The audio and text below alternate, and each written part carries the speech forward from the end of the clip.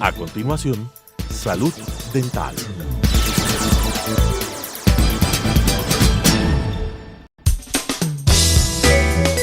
Clasificación B, bajo supervisión de un adulto.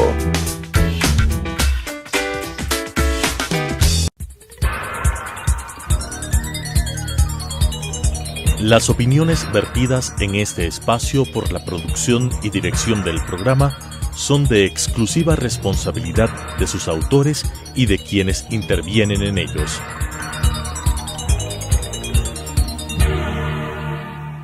Telesucesos Canal 29 presenta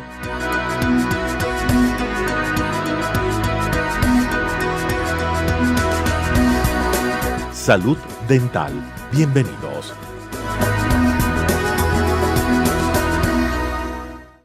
Bienvenidos amigos televidentes a su programa de salud dental. Soy Daniela Castillo y hoy nos acompaña Jorge Luis López. Bienvenido, Jorge Luis. Muchas gracias nuevamente aquí y para hablar del siguiente tema, que es la halitosis, del cual nos darás una introducción y hablaremos mucho de este tema que es importante.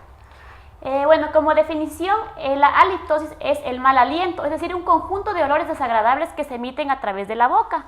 El 90% de los casos de halitosis se generan por problemas en la cavidad oral, es decir, acumulación de bacterias en nuestra boca.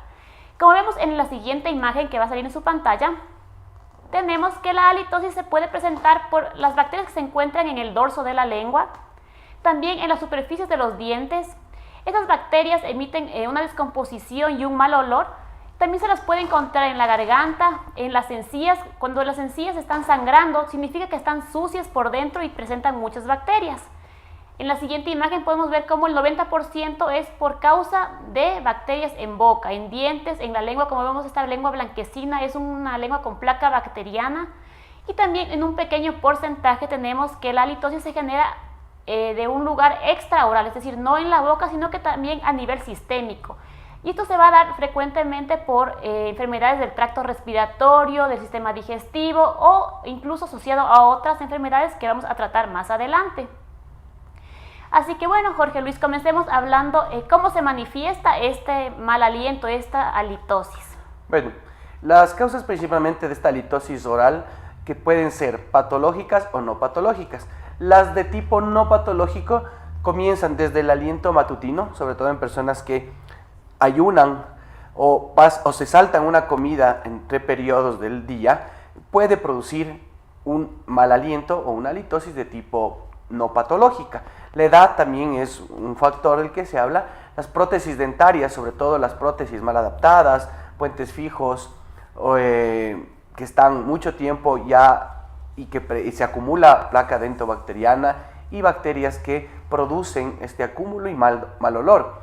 Vamos a ver también que existen fármacos que son productores, no en sí del mal olor, sino fármacos que disminuyen la saliva en la cavidad oral, y estos fármacos que disminuyen la saliva, o una serostomía que se llama, hace que menor cantidad de saliva haya más acúmulo de bacterias y por ende un mal olor. El tabaco, obviamente, con sus compuestos químicos que produce este desagradable o puede ser desagradable olor. Periodos de ayuno, como te decía, y la dieta, la cual nos vas a explicar, que también hay alimentos que al ser absorbidos a través del intestino, metabolizados en el hígado, se eliminan por vía aérea a través de los pulmones y produce este mal olor. Y las patológicas solo de la cavidad oral, como son la caries, la enfermedad periodontal y las enfermedades en la lengua, que vamos a ver más adelante.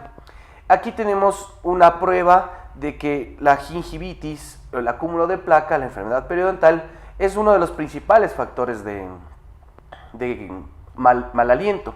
Aquí la lengua la hemos dividido en 6 partes, ¿sí? en componentes anteriores y posteriores, para medir la cantidad de placa que se asienta en la lengua. Como tú nos decías, es la mayor cantidad de acúmulo y por ende lo que más presenta halitosis en el paciente, ¿sí? Las manifestaciones clínicas, lo que te decía, la serostomía.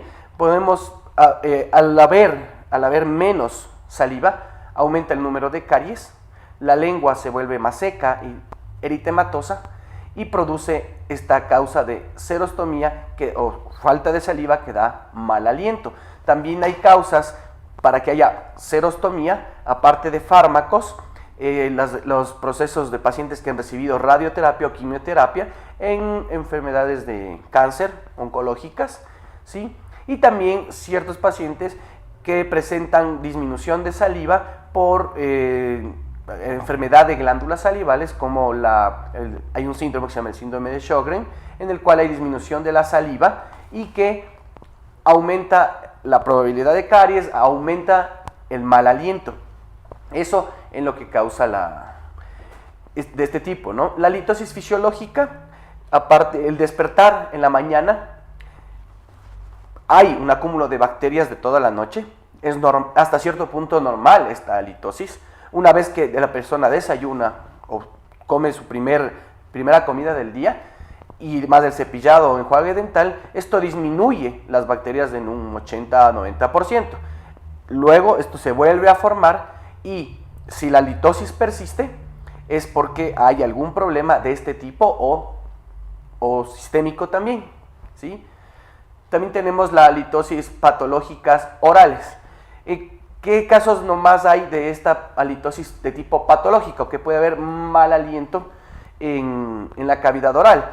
Las amigdalitis, las faringitis, tanto en adultos como en niños, porque en niños sí puede haber mal aliento y son también debido a estos problemas, ¿sí? Las infecciones micóticas como la candidiasis o la candida albicans también producen mal aliento. Como hablábamos, prótesis mal adaptadas, removibles o prótesis fijas en la cual no hay un correcto margen o ya se ha perdido la unión del margen gingival con el aparato protésico y se acumula restos. También las estomatitis aftósicas o las aftas úlceras que se llama, poco profundas, redondas, estas pueden también producir mal aliento en las personas, ¿sí? Esto también vemos aquí es lo que se llama la lengua sabúrrica o saburral. La placa que está aquí produce este acúmulo de bacterias, de más cantidad de bacterias, y estas bacterias liberan toxinas y estas toxinas son las que se pueden percibir en la persona. La enfermedad y la caries periodontal también. Existe una prueba que se hace en un consultorio dental con un especialista en la que se llama la prueba organoléptica, en la que podemos comprobar al paciente cuál es su nivel de halitosis, esperando que este paciente cumpla ciertas normas, como que 48 horas antes de la consulta no ingiera comidas muy fuertes, muy picantes, el alcohol, tabaco disminuya las 24 horas antes, y aparte de eso, se higienice en la mañana, desayune normalmente y poder percibir a unos 10 centímetros de distancia del profesional y el paciente para determinar si la halitosis es así. Con eso, primera prueba, y más la anamnesis de su tipo de alimentación, su tipo de consumo, su higiene, todo lo que se requiere para poder llegar a un diagnóstico inicial de si es una halitosis patológica, no patológica. Eso es lo que podemos ver como primera muestra para determinar este signo de posible patología de la cavidad oral.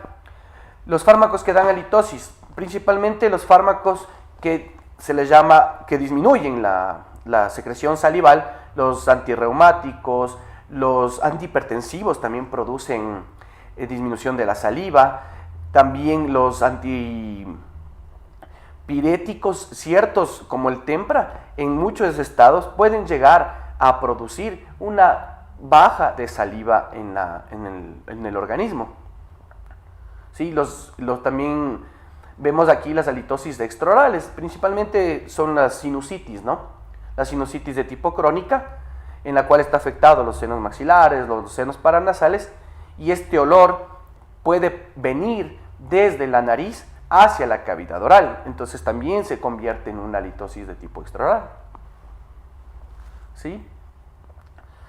Vas a hablar acerca de la prevención y sus cuidados. Bueno, a veces es muy difícil que uno mismo se detecte este mal aliento, por eso es importante que si es que sospechamos que tenemos un mal aliento, preguntemos a alguien de confianza si es que percibe algún mal olor en nuestra boca. Entonces, la primera prevención, si es que sospechamos de este mal aliento, es un correcto cepillado e higiene oral. Es indispensable el uso de hilo dental. A veces el cepillo no ingresa en el espacio interdental ni en las encías y el único que va a ingresar ahí es el hilo dental. Tenemos también el limpialenguas, como vemos en la imagen que aparece en su pantalla, que ese va a hacer como un barrido de toda la capa de bacterias que se encuentran en la lengua. Este es indispensable porque en la lengua es donde más se depositan las bacterias y las que generan el mal olor. Podemos también ayudarnos de lo que es un enjuague dental. Sin embargo, el enjuague no se puede abusar de su uso. Si es que a pesar de que tenemos un correcto cepillado, usamos hilo dental, usamos el enjuague y vamos a nuestras consultas y el mal aliento persiste, ya podemos sospechar que existe alguna enfermedad sistémica que esté ocasionando esta halitosis. Así que, Jorge Luis, tú explícanos qué tipo de enfermedades son las que más se asocian al mal aliento. Bueno, vamos a ver que hay enfermedades que determinan o que pueden dar un tipo de halitosis o de mal aliento. Hablemos, tú mencionaste hace un momento que el 90% son de tipo intraoral o que son de tipo nasal, pero hay un 10% que pueden ser patologías o pueden presentar alguna patología y dar una sensación de mal aliento. Principalmente en el área digestiva hablamos de las personas con diagnosticado Helicobacter pylori. Estas personas que tienen Helicobacter pylori, es decir, una gastritis ya declarada por esta bacteria, sí presentan un tipo de mal aliento. Eso es la principal de las digestivas. Las personas diabéticas, sobre todo las diabéticas no controladas, producen unas cetonas en su cavidad oral con un olor a manzana o como a manzana madura o manzana podrida, porque están eliminando estas toxinas o estas cetonas del paciente diabético que no está controlado. Esas enfermedades o estas patologías son las principales productoras de mal aliento. También, como explicábamos, la serostomía o la disminución del flujo salival en enfermedades producidas primero por fármacos y en enfermedades de glándulas salivales. Esta disminución de saliva hace que haya una producción de mal aliento. Hay medicamentos como los antibióticos, especialmente las claritromicinas, que son medicamentos que disminuyen mucho más el flujo salival y hay una mayor cantidad de mal aliento. Es importante también decir que los pacientes que toman antirreumáticos, por ejemplo para artritis reumatoideas, juvenil o de adulto, también hay disminución de flujo salival y por ende hay una producción de mal aliento.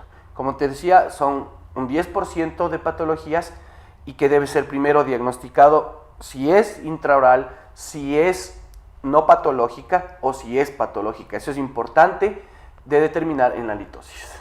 Recuerden que siempre tener una buena higiene nos va a ayudar a mejorar el mal aliento. Sin embargo, si ustedes en casa ya han realizado toda su higiene oral, el siguiente paso es acudir a un odontólogo porque a veces tenemos infecciones en dientes en mal estado, prótesis que no están bien adaptadas y todo esto va a ocasionar que tengamos un mal aliento. El número siempre de bacterias que se encuentran en boca son los que van a generar esta condición incómoda que nos va a perjudicar nuestra relación con las demás personas. No sé si les ha pasado que se encuentran con una persona y tiene mal aliento y nos toca alejarnos un poco, entonces este signo de rechazo puede perjudicar nuestro desarrollo con la sociedad. Ahora les voy a dar unos pequeños tips de qué alimentos pueden perjudicar nuestro aliento. Así que en las siguientes imágenes podemos ver los principales alimentos. El primero, como todos conocen, es el ajo. Este tiene un olor demasiado fuerte que no solo eliminamos a través de la boca, sino también a través del sudor a través de todas las glándulas que tenemos en nuestro cuerpo. El siguiente es el alcohol, porque no solo se va a eliminar a través del hígado, sino también se empieza a eliminar a través de igualmente del sudor, de la boca y también del aire que sale de nuestros pulmones, de nuestro aliento, igual que el tabaco. Entonces un paciente alcohólico o fumador siempre va a tener un olor característico. El atún en lata, este tiene cierto olor intenso, fuerte, que cuando hemos consumido esto permanece en nuestra boca. Tenemos también las cebollas, que es uno de los vegetales que tiene un olor tan fuerte y se permanece en nuestra boca por mucho tiempo, por lo que genera también un mal aliento. Tenemos también el grupo de los lácteos, personas que consumen leche, yogur, quesos. Vamos a darnos cuenta que en nuestra boca o nuestra lengua se deposita una capa blanquecina de todas estas bacterias de los lácteos, las cuales generan también en nuestra boca un mal aliento. Y también tenemos el café. El café es un alimento que ayuda, que va a deshidratarnos levemente, por lo que no va a haber producción de saliva, que es la que ayuda a la limpieza de la cavidad oral, y va a permanecer este aroma a café en nuestra boca. Entonces, que queremos ayudar un poco a mejorar nuestro aliento, podemos evitar el tipo de consumo de estos alimentos, o si es que tomamos leche o café, inmediatamente enjuagarnos la boca o también ingerir agua para que esta se elimine de nuestra boca y evite que las bacterias se formen. También las golosinas o los carbohidratos, como son productores de descomposición en nuestros dientes, van a generar que se acumulen bacterias y estas empiecen a formar los ácidos y el mal olor que se produce en boca. Tenemos también que tener en cuenta que si es que nuestra higiene no es adecuada, tenemos que acudir a un odontólogo para que nos indique por qué está fallando nuestra higiene, porque a veces uno cree que sí se cepilla bien los dientes, o niñitos de 5, 6, 7 años tienen mal aliento y los padres me dicen: no, es que ya se cepilla solito los dientes. Un niñito de 6 años no está en capacidad de cepillarse bien los dientes. Si tiene mal aliento es porque posiblemente no se está realizando una buena higiene. Siempre es el papá el que debe de corroborar este cepillado y cepillarle a su hijito. Y también si es que en casa uno tiene mal aliento y a pesar de eso tiene una excelente higiene, tiene que acudir al odontólogo, porque nosotros les vamos a dar la técnica adecuada, le vamos a asesorar. Existen aparatos que nos ayudan a mejorar la higiene, como es uno que se llama Waterpik, que es un aparato que bota agua a presión y va a ayudar a eliminar todos los restos de alimentos que se colocan en las encías, entre los dientes, entre las prótesis, las coronas que están en nuestra boca. Entonces todo esto puede ayudarnos el odontólogo a encaminar hacia una mejor higiene. Jorge Luis, explícanos un poco más de este test que se hace para evaluar el tipo o el nivel de mal aliento que una persona puede tener. ¿Dónde podemos realizarnos este examen o cómo es? Bueno, hay que aclarar principalmente lo que tú has dicho, estas épocas que se acercan de Navidad, Año Nuevo, en el que el consumo de estos tipos de alimentos que has mencionado aumenta en estas épocas. Y por ende, al aumentar en estas épocas, hay más acúmulo en la cavidad oral o la liberación a través de los pulmones de este tipo de sustancias. Estas épocas se consume más picante, se consume más condimentos, se consume más alcohol, y esto hace que aparezca más mal aliento en las personas. Vamos a ver a continuación, existen dos tipos de test máquinas para poder determinar una halitosis. ¿Sí? El primero es el halitómetro. Este halitómetro lo que hace es más o menos parecido, para que no se entiendan, como la prueba del alcoholímetro del Alcochet que hacen a las personas que conducen en estado etílico, para comprobar su estado etílico al conducir. Es exactamente igual este halitómetro. A través de una cánula se sopla y durante unos 10 segundos y se puede determinar que a valores de 72 ppm, que se llama partes por millón, que es lo que te mide esta máquina, a partir de 72 para arriba ya es una halitosis preocupante. Obviamente que también está la prueba organoléptica que se ha hecho anteriormente, en la que se determina la cantidad de placa o el identificar la mala higiene oral, y también en identificar si es de tipo extraoral o intraoral. ¿Ya? Y también hay otro método que es un poco más costoso, que no se lo utiliza mucho en nuestro medio, porque en nuestro medio se utiliza, sí utilizamos el halitómetro, pero en otros medios es la cromatografía de gases.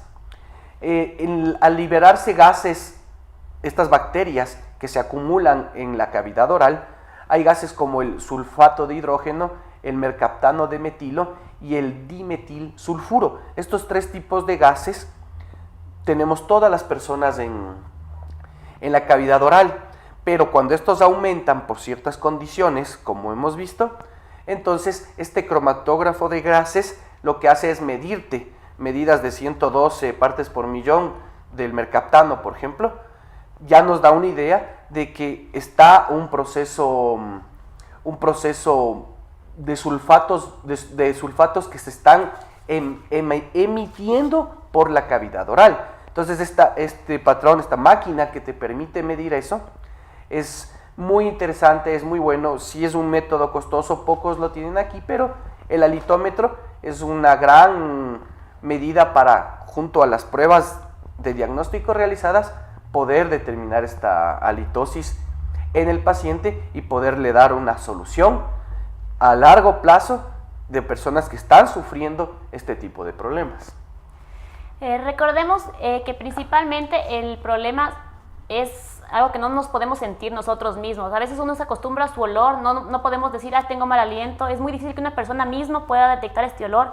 La gente se acostumbra al olor de la boca que tiene. Entonces, si es que tenemos a alguien de confianza, como les decía, le podemos preguntar, perdiendo vergüenza un poco, y si es que él nos dice que sí tenemos algún problema, acudir a un especialista, a un odontólogo, para que primero se descarte cualquier patología oral, porque como el 90% se relaciona con problemas en la cavidad oral, puede que yendo al odontólogo esto se solucione.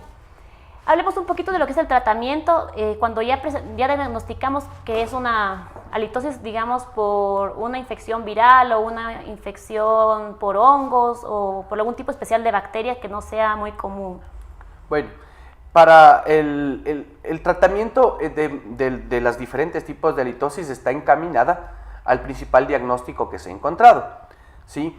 Se habla de que hay enjuagues bucales, cuando son no patológicas, podemos utilizar enjuagues bucales con bajo contenido de alcohol y con enjuagues de clorexidina a menor concentración, ya que la clorexidina, que es un muy buen antiséptico bucal, produce manchas a nivel de los dientes cuando se las usa prolongadamente.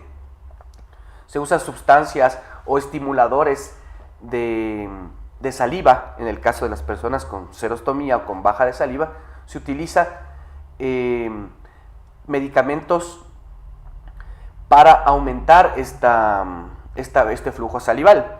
Por ejemplo, en las personas que han recibido radioterapia o quimioterapia, sobre todo radioterapia a nivel de cabeza y cuello, se produce mucositis, es decir, sequedad de las mucosas de la cavidad oral por la disminución de saliva. Se les da medicamentos de prilocaína para aumentar o estimular el flujo salival. Si la persona tiene un mal aliento de alimentación, se le recomienda o se le da un plan para que esta eliminación de los alimentos que está consumiendo sea en lo posible disminuido y no sea mayormente eliminado por vía pulmonar. Entonces se recomienda bajar los condimentos, bajar el consumo de alcohol, ya que esto repercute en un mal aliento a largo plazo. Recordemos un poco que los enjuagues bucales a veces solo nos sirven para enmascarar un mal aliento que es provocado por otro tipo de circunstancia. Hay gente que se toma unas 3-4 veces al día el enjuague para mantener su aliento controlado. Sin embargo, esta no es la razón o la causa del mal aliento. No hay que abusar del uso de enjuagues. Hay algunos que son súper fuertes, tienen alcohol, estos irritan las mucosas, dañan las papilas. Entonces, si es que tienen mal aliento, la solución no es el enjuague. Primero tienen que enfocarse en su higiene oral, el uso de hilo dental y después de esas dos actividades, usar el enjuague. Pero no es que el enjuague por sí solo va a ayudarnos, porque es algo más allá, más profundo, lo que está causando el mal aliento.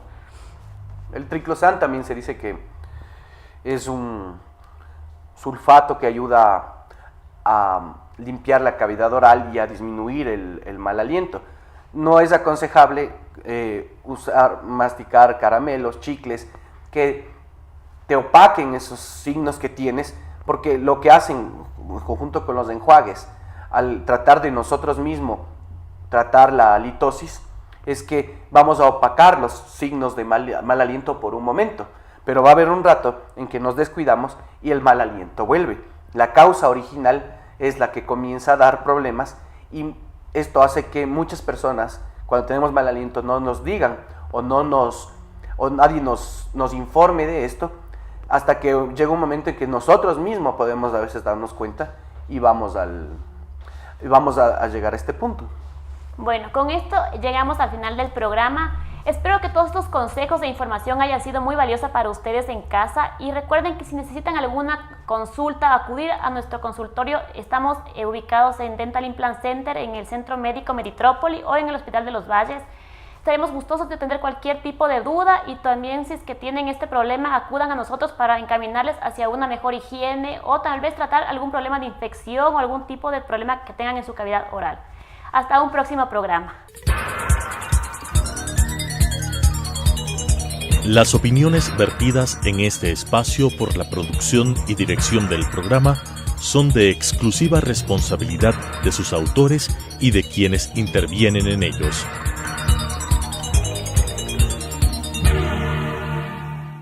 Telesucesos Canal 29 presentó